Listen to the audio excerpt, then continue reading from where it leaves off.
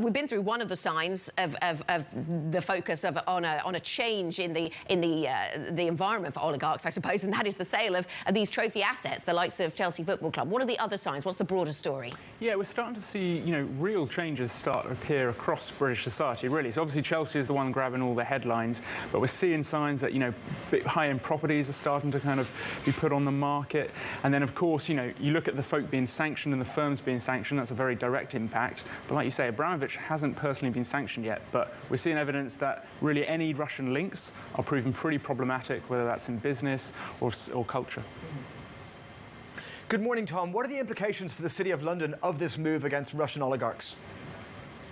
Well, I think we just heard about it in your last interview with the LSE CEO. So, the City of London, or the London Stock Exchange, is basically the biggest market for Moscow listed shares outside of Moscow itself. And so that news that they're basically suspending all trading, I guess it was kind of expected, but it has come through. And that is, again, a sign of, it's not just the sanctions. Those companies are not all sort of under sanctions. So it's interesting that that is what's been the effect. All Russian listed shares on the LSE have been stopped.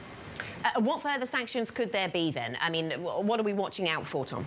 I think it's just going to be the scope. So more individuals, more entities drawn into this. But if you're a sort of European or US firm, you're kind of almost ahead of the sanctions at this point. I mean, look at BP, look at Shell yesterday. Huge changes running through. And in some ways, the sanctions are almost catching up with effectively some of the Western companies. OK, Tom, thank you very much. Tom Metcalf with the latest. Our big take story, NI Big Take, that is the function to use if you want to check that out on the Bloomberg today. It is all about the crumbling world of Russian oligarchs.